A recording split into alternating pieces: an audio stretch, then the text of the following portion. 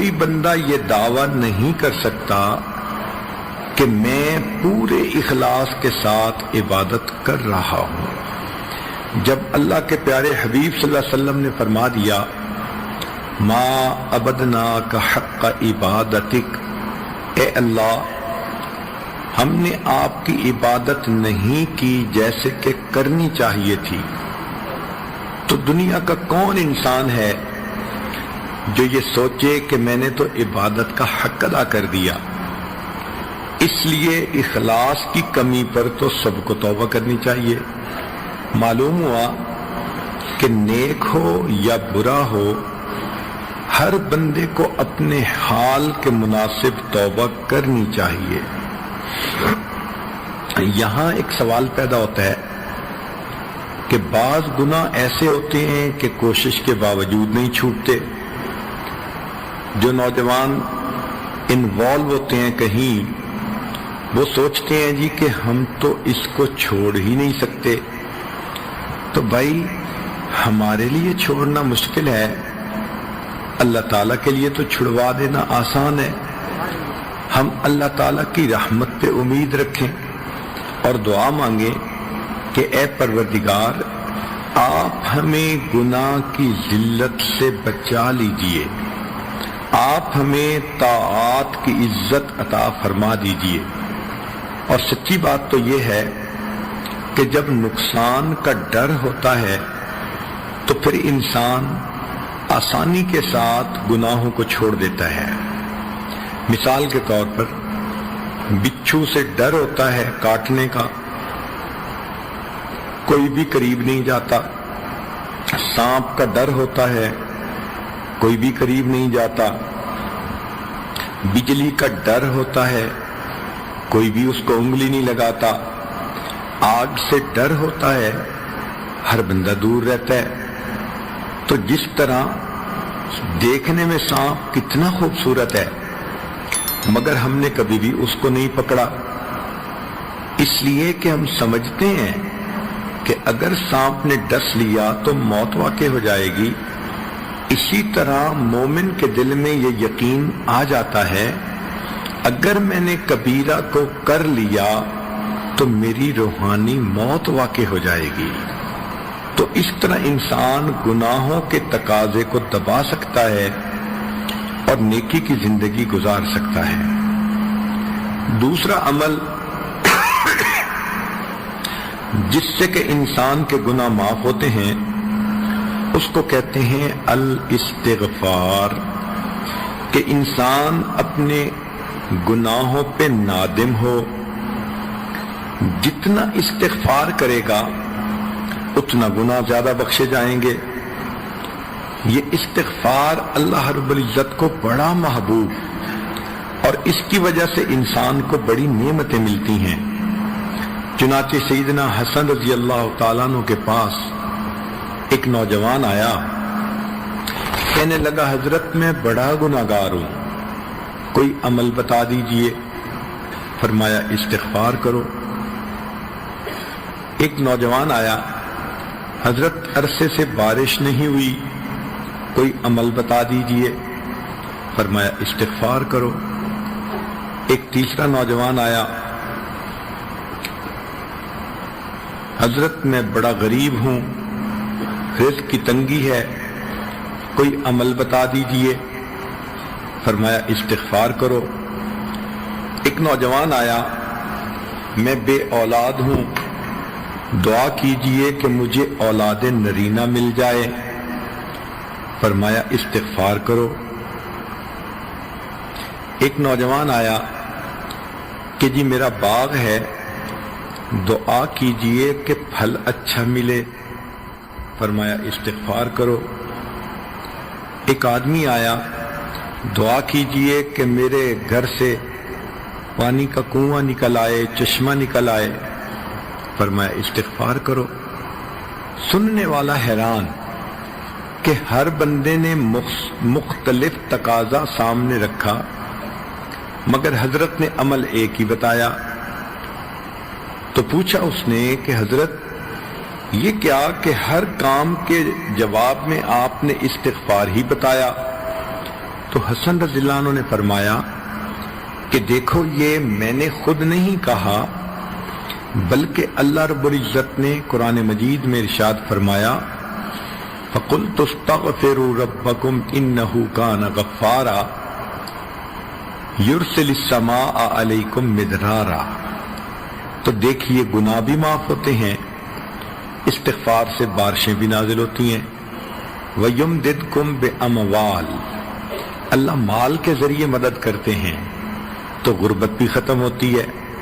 وَبَنِينَ، اور اللہ تعالیٰ بیٹے بھی عطا کرتے ہیں تو بے اولاد لوگوں کو اللہ تعالیٰ استغفار کرنے کی وجہ سے اولاد نرینہ بھی عطا فرماتے ہیں۔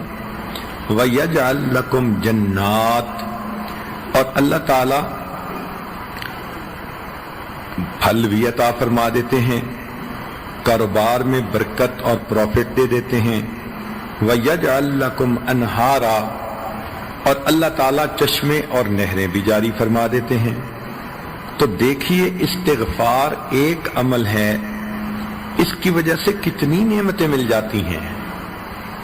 تو اگر عورتیں استغفار کی کثرت کر لیں تو ان کو تعویذوں کی ضرورت ہی نہیں پڑے گی، عملیات والے کے پاس جانے کی ضرورت ہی نہیں پڑے گی، یہ کہنے کی ضرورت ہی نہیں پڑے گی کسی نے کاروبار باندھ دیا، کسی نے بیٹی کا رشتہ باندھ دیا، بلکہ استغفار کے صدقے اللہ یہ سب نعمتیں عطا فرما دیں گے۔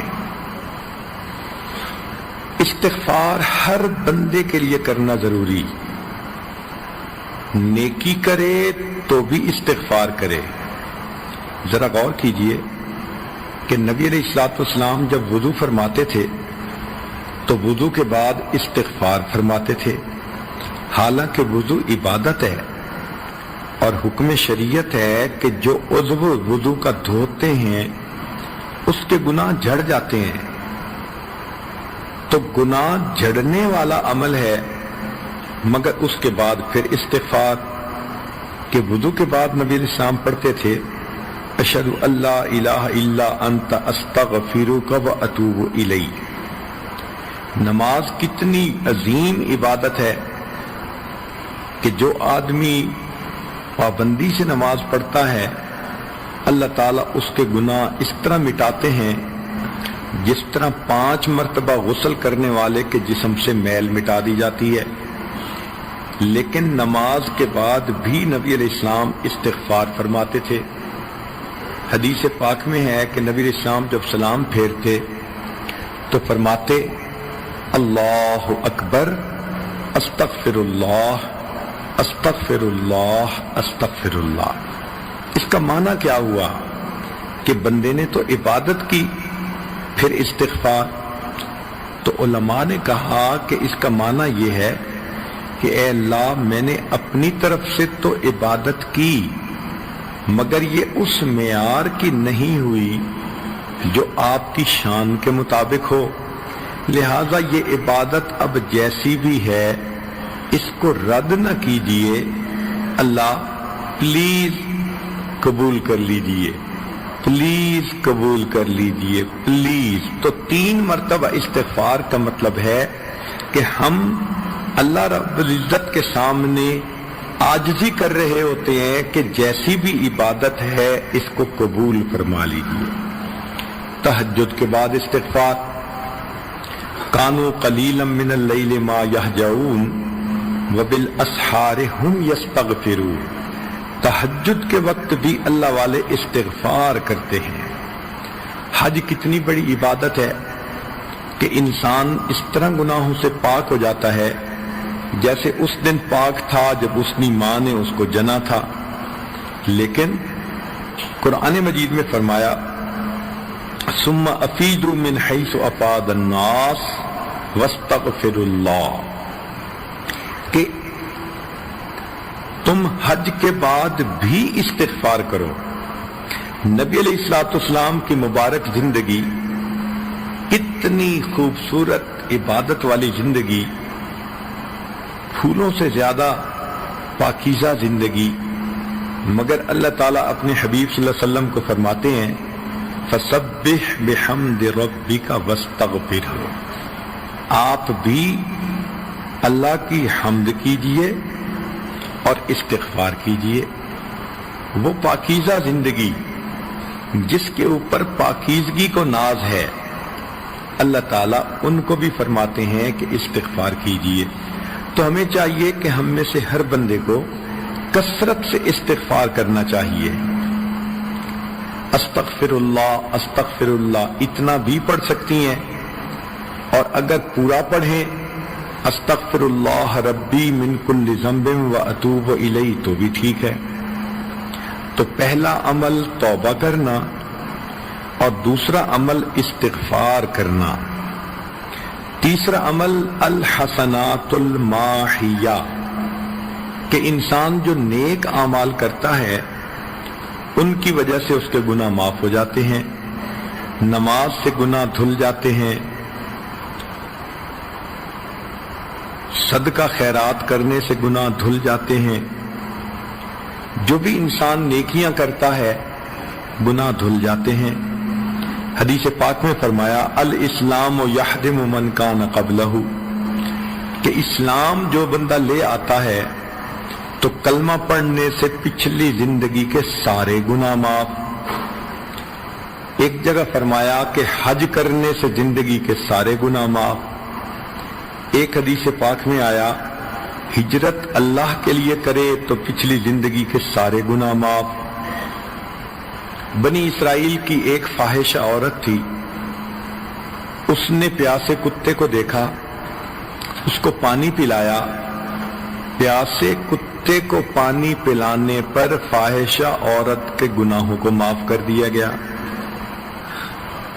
یہاں پر شیطان ایک دھوکہ دیتا ہے، دل میں یہ ڈالتا ہے تم تو بے پردہ پھرتی ہو، تمہاری نمازوں کا کیا فائدہ۔ یہ بہت بڑا دھوکہ ہے بھائی۔ بے پردہ پھرنا گناہ اپنی جگہ، نماز پڑھنے کی نیکی اپنی جگہ۔ کیا پتہ نماز کی پابندی سے اللہ پردے کی بھی توفیق عطا فرما دے۔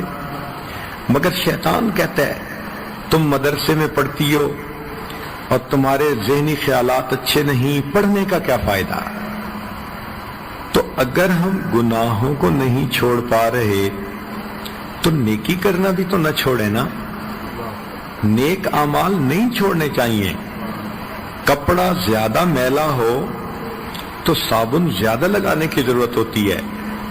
یہ تو نہیں نا کہ جی صابن تھوڑا ہے دھونے کا کیا فائدہ۔ بھئی جتنا صابن ہے اتنی میل تو ختم ہوگی، پھر اور صابن کا بندوبست ہو جائے گا۔ تو انسان نیکی نہ چھوڑے، گناہ چھوڑے۔